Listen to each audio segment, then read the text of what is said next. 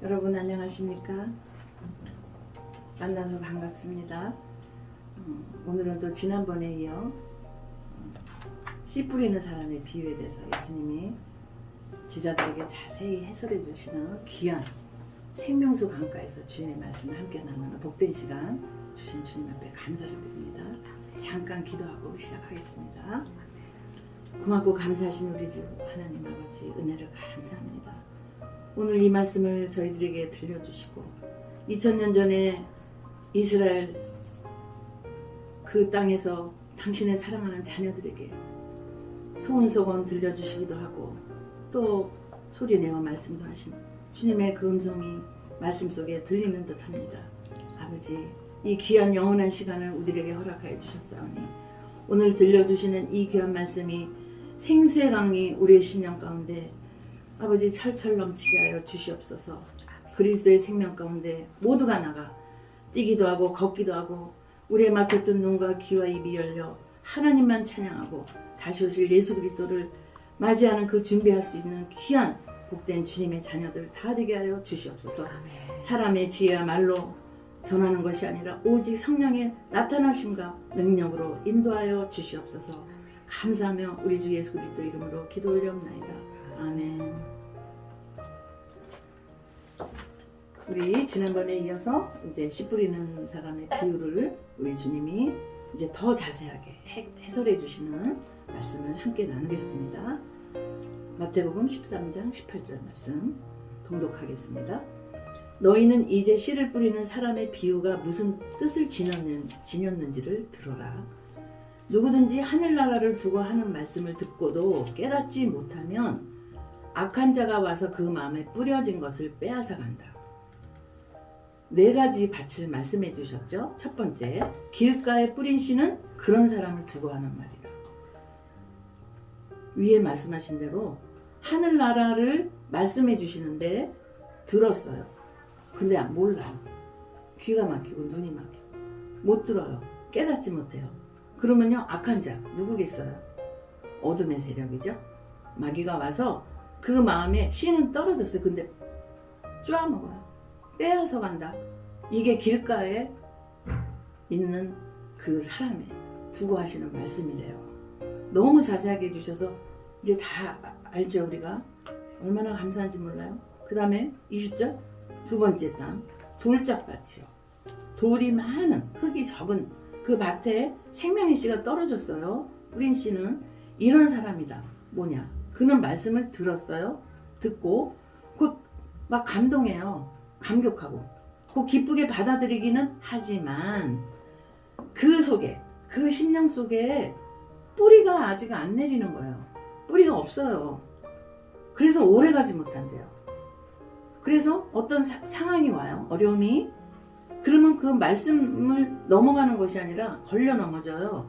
그래서 말씀 때문에 환난이나 박해가 오히려 생길 때 곧 걸려 넘어진다. 그 말씀 밖으로 넘어가면 우리가 다 넘어져요. 네, 그 넘어지는 사람이 돌짝밭이래요. 돌을 치워야 되잖아요. 내 심령에 돌이 있으면. 그래서 내 자가 깨어져야 되는 거죠. 돌이 부서져서 덩어리가 돌멩이가 돼서 돌멩이가 부서져서 가루가 돼서 가루가 부서져서 정말 곱게 빠져서 그 이삭이 이것도 그냥 있으면 안 돼요. 탈곡기 들어가서 겨자씨, 그쵸? 그 다 껍질을 벗겨내고 그 다음에 맷돌에 갈아서 그 다음에 가루에다가 기름을 쳐야 된다 그랬어요. 레위기 23장 예물을 드릴 때. 그게 성령이에요. 그럴 때 하나의 그 덩어리가 돼요. 떡덩어리가. 그걸 주님이 받으신 거거든요. 근데 이렇게 덩어리가 있는 정도가 아니라 돌이 있어요. 그대로 있어요. 그러니까 말씀이요, 이렇게 고운 가루에 땅에 들어가야지 되는데 그 돌덩어리 같은 마음이 이 속에 있으니까 우리도 표현하죠. 내 속에 그냥 큰 돌덩어리가 있어서 이렇게 답답하다고 이런 표현들을 하죠. 맞는 말씀이에요. 그 말씀이면 못 들어가요. 그래서 어려움이 오잖아요. 그럼 그 말씀 때문에 넘어져요. 오히려 기도만 하면 뭐하냐 그러고, 응? 하나님 말씀 다 이상하다 그러고 그러잖아요. 그런데 아직 돌이 안 깨져서 그래요. 예, 그래서 우리가 깨지는 게 진짜 은혜입니다. 주님이 우리 환경 통해서 막 깨뜨리실 때 아프지만 주님 감사합니다. 뭔가 뜻이 있겠지. 나를 사랑해서 그렇겠지. 그러다 보면 어느 날 물결이 막 치면요, 오히려 배가 항구로 빨리 도착하듯이 우리에게 그런 은혜가 은혜를 주시려고 하는 건데, 여기 두 번째 돌짝밭에 대해서 이렇게 설명을 해주시네요. 그 다음에 22절, 또 가시덤불 속에 뿌린 씨는 이런 사람이다. 그는 말씀은 듣기는 하지만 다 들어요. 다 들었어요. 근데 들었대요. 근데 이 가시덤불은 뭐냐면 세상에 염려가 많은 거예요. 근심 걱정이. 그러다 보니 재물의 유혹이 들어와요. 이 돈, 재물이 뭐예요? 돈이에요. 그래서 이 말씀을 막아버려요. 가시덤불이요. 우리나라 가시는 장미도 이쁘지만 가시 있고 또 가시나무도 있죠. 근데 우리나라는 그렇게 센 거 저는 아직 못 봤어요. 제가 다 알 수는 없으나, 근데 제가 이제 도감에서 보니까 이스라엘 가시는요 그냥 나무 같아요. 얼마나 억세고. 그래서 이스라엘 농부들은요 그 뿌리를 뽑을 수가 없대요. 땅 속에 너무나 깊이 넓게 퍼져 있어서 그냥 보이는 거 있잖아요. 농사 질 때 그 보이는 거 정도만 이렇게 찍어낸대요. 그럴 수밖에 없대요. 그럼 좀 이따 보면요 또 엄청나게 퍼져 있대요. 이 가시가. 그러니까 뭐냐, 우리 똑같아요. 세상의 염려가 이제 한 가지 생겼어요. 근데 그거 해결이 됐죠. 그럼 그 다음에 없을까요? 또 있어요. 그래서 주님이 땅의 것을 바라보지 말라, 위를 쳐다보라. 이게 무슨 말씀이겠어요? 너희가 입으로 나오는 하나님의 말씀으로 먹고 그거로 산다고 그랬죠? 입으로 들어가는 그 빵으로 사는 것이 아니라, 물론 육체가 있습니다. 유지하려면 먹어야 되겠지만 하나님께서 하신 말씀은 위로부터 내리는 하나님의 생명의 말씀, 예수 그리스도 말씀에 나오는 생명수, 음료수, 그 말씀이 아니면 이길 수가 없습니다. 그리고 물세례 플러스 성령세례. 물세례는 정결케 하는 거예요. 죄인임을 깨닫고. 그러나 성령세례는 그것을 뛰어넘을 수 있는 성령의 역사가 있을 때 이 모든 것을 이길 수가 있다고 말씀해 주셨습니다. 그래서 가시덤불에 뿌려진 그 심정 같은 거는 듣지만, 하나님 말씀이 있지만 세상 것이 더 커서 그 환경이 그걸 눌러버려서 열매가 없어요. 23절, 그런데 좋은 땅에 뿌린 씨는 말씀을 듣고서 깨닫는 사람을 두고 하는 말인데, 이 사람이야말로 열매를 맺되 100배 혹은 60배 혹은 30배 결실을 낸다. 있잖아요. 그 줄기가 나오기 시작하면 줄기하고 나무하고 붙어있죠. 그러면 진액이 나와서 그냥 열매가 맺히는데요. 포도도 그래요. 분명히 포도 한 개 심었을 때 포도송이 어떻게 쉬어요?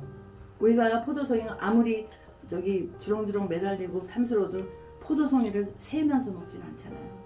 근데 한 개에서 시작되는 거예요. 얼마나 놀라워. 그게 어떻게 30배, 60배, 100배라는 것은 완전하게 맺힌다. 그 말씀을 지금 하고 계신 거예요. 그리고 요한복음에 또 말씀하셨듯이 당신을 예수님 자신이 포도나무라고 하신 것처럼 그 말씀을 주고, 지금 네 가지 밭에서 이 밭을 볼 때 한번 생각해 보는 거죠. 깊이. 아, 주님 정말 좋은 씨, 예수님의 생명의 씨, 빛이 들어올 때 우리에게 은혜 주셨지 내가 그걸 받아들이고 싶어 받아들인 게 아니에요. 그 생명의 씨가 떨어질 수 있도록 우리를, 그 땅을 주님께서 만들어 주신 거예요. 내 힘으로 할 수 있는 건 이 세상에 아무도 없어요. 손가락 하나도 내 맘대로 못 하고요. 오죽이나 하신 주님이요, 우리의 머리카락 다 알고 계시대요. 세상에 창조주시잖아요. 만드셨잖아요. 그래서 우리가 신음소리 안 내도 너무 힘들어해도 내 속에서 그 소리조차 내지 못하는 우리를 다 알고 계신 그분이 우리 주 아버지, 우리 주님이십니다. 너무 감사합니다. 24절, 그리고 다시 또 비유를 하나 들으세요. 뭐라냐, 예수께서 또 다른 비유를 들어서 그들에게 말씀하셨다. 하늘나라는 자기 밭에다가 좋은 씨를 뿌리는 사람과 같다. 지금 예수님이 해주시는 말씀이 지금 똑같아요. 맥락이 어떤 거냐면 하나님 나라. 하나님 나라 어디입니까? 누구 집이에요? 우리 주 예수님의 집이에요. 하나님 아버지, 성자, 예수님, 성령, 삼위일체 하나님, 그 본체가 계신 그 집을 얘기해 주시는 거예요. 왜 자꾸 얘기할까요? 거기를 우리를 데려가시려고 그러는데, 가려면 그 과정이 있어요. 그래서 이 말씀을 해주시는 거예요. 하늘나라에서 또 얘기하시죠. 자기 밭에다가 좋은 씨를 뿌리는 사람 같다고. 그리고 사람들이 잠자는 동안에 원수가 와서 밀 가운데 가라지를 뿌리고 갔대요. 가라지를. 또 다른 거 해서 독이 들어있는 볼이래요. 옛날에 저는 이제 시골에서 자라진 않았는데 깐북이라고 옛날에 그런 말을 하더라고요. 이렇게 밀 같은데 뭐 하여튼 심을 때 깐북이 까맣게 이제 그게 아마 안 좋은 거죠. 그래서 그걸 뽑았다 뭐 이런 얘기도 제가 들은 적이 있는데 그게 가라지요. 그러니까 원수가 누냐 마귀가요. 이렇게 좋은 씨를 뿌려 있는 그 땅에 그냥 안 놔두고요. 밤새 잠잘 때요. 이게 언제냐면 영이 우리 영이 말씀으로 무장되지 않을 때 싹 뿌리고 가요. 다 뿌림을 당하지만요. 말씀으로 그걸 물리칠 수 있는데 말씀이 없잖아요. 그럼 뿌리고 한 거를 또 가라지가 엄청 자라요. 어떻게 이렇게 비유를 너무나 쉽게 해주셔서 얼마나 이게 이해하기가 좋은지 몰라요. 가라지를 뿌리고 갔대요. 그러니까 몰랐잖아요. 근데 밀도 이제 자라요. 밀도. 그리고 열매를 막 맺을 때 어머나 뿌린지도 몰랐는데 뭐 옆에 다른 종류가 자라서 보니까 가라지가 더 크게 자란 거예요. 우리 삶도 그래요. 내가 생각하지도 않고 내가 행하지도 않는데 어떻게 이런 일들이 있지? 그런 일들이 우리에게 비일비재 일어나지 않습니까? 근데 하나님께서 이제 다 뜻이 있는 거죠. 간섭이 없으시면 그런 일이 없어요. 보니까 열매 맺을 때 되니까 주술 때예요. 주술 때 보니까 얘도 커진 걸 알 수 있는 거예요. 중간은 잘 몰랐죠. 그래서 종들이 와서 그 얘기하는 말이 주인어른 어른께서 밭에 좋은 씨를 뿌리는데 이게 웬일이에요? 이렇게 하는 거예요. 좋은 씨만 뿌려서 몰랐단 말이죠. 안 좋은 게 있는지를 가라지가. 아니 가라지가 어디서 생겼습니까? 이렇게 물어보니까 주인이 종들에게 말하기를 원수가 그렇게 하였구나 얘기하시는 거야. 원수가 누구야? 니네 잘 모르지? 야, 다 심었어. 마귀가 사탄이 다 심었어. 그럼 그때는 얼마나 어려웠냐 니네가. 근데 지금 결실해서 지금 추수하려고 그래. 추수 때가 언제냐면요. 주님이 우리를 주님의 집에 데려간다고 하시는 그 성경은 계속 그렇게 얘기하고 계세요. 처음부터 끝까지. 그때 보니까 걔도 그 가라지도 그렇게 나왔다는 거예요. 그러니까 종들이 주인에게 말하기를 그럼 얼른 가서 뽑아야죠. 저 안 좋은 거니까 뽑아야죠. 이렇게 물어보니까 그러나 주인은 29절 이렇게 대답하였다. 아니다. 가라지를 뽑다가 가라지와 함께 밀까지 뽑으면 어떻게 하겠느냐. 왜 이 말씀하신 줄 아세요? 가라지는요 뿌리 엄청 깊어요. 되게 억세요. 제가 우리 제가 아파트 사니까 그 복도에 우리는 옛날식의 복도 있는 아파트인데요. 거기다가 제가 화초를 좋아하니까 이제 이것저것 많이 심었어요. 그리고 매일같이 이렇게 물을 주고 이렇게 잡초 같은 게 있으면 뽑거든요. 근데 한 2, 3일을 이제 어쩌다가 못 봤어요. 그러면 아니 세상에 3일 전에 다 뽑았는데 이게 어디서 나왔지? 언제 나온지 모르게 옆에 있어요. 꽃 옆에 화분에. 그래서 그걸 한 번은 뽑았더니요. 얼마나 깊은지 꽃이 이렇게 뿌리채 이렇게 들썩하고 나와버렸어요. 제가 그래서 그거를 손으로 누르면서 가라지 그 풀을 뽑으면서 생각했어요. 이건 풀인데도 이런데 곡식을 할 때 얼마나 이게 심하겠나 해서 얼마나 뿌리가 얘네가 강한지를 제가 그걸 보고 느끼고 이 말씀이 생각난 적이 있어요. 이건 결국 우리 삶에도 나는 내가 한 거는 아니야. 그런데 어느새 나를 회방하고자 하는 어떤 것들이 내 주변에 있잖아요. 그런데 그거로 인해서 주님께 엎드리게 만드시는 거예요. 그때 없었으면 좋겠잖아요. 제가 이제 지금은 작고하고 안 계신 이제 목사님이세요.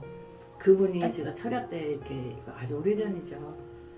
설교에 지금 기억이 나네요. 갑자기 뭐라 그러시냐면요.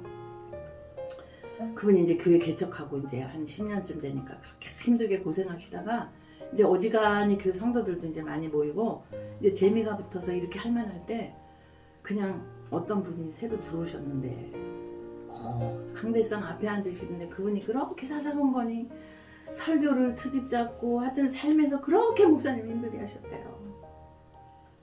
그래서 그냥 이렇게도 해와도 안 되고 저렇게도 안 되고 또 사랑하라고 그러니까 사랑하려고 또 목사님은 오죽하셨겠어. 그래서 정말 그 사람 입장에서 다 생각해도요. 그때뿐이고 계속 힘들게 해가지고 기도를 그분이 바꿨대요. 사랑하게 해달라는 기도에서 나 쟤만 나가면 살겠으니까 쟤 좀 내보내달라. 내가 도저히 이거 목회를 할 수가 없다고. 온갖 참견을 다 하고 도저히 어떻게 해봤어 그랬더니 그 기도를 그렇게 해도 응답이 없으시더니 어느 날 이제 정말 이제는 난 못하겠다. 나를 내가 그만두든지 해야지. 주님 그런데요 강대상이 혼자 그날도 남아서 혼자 이렇게 하는데 주님이 사랑하는 종아 내가 너한테 맡긴 사람이야. 네가 좀 잘 좀 돌봐주면 안 되겠니? 세상에 그 사람 없애달라고 기도했다가요 엄청난 회개를 하고 내가 너도 좀 비슷해. 근데 내가 너를 그렇게 사랑하잖아. 내가 너를 다 봐주고 있어. 그 음성을 들으셨대요 강대에서. 제가 그게 생각이 나네요. 그러니까요 가라지 같은 거예요 그분이 볼 때. 근데 그분이 너가 만져주면 내가 그래서 내가 골라서 너한테 보내줬다. 네가 좀 잘 사랑해라. 네가 날마다 죽기를 기도하지 않니?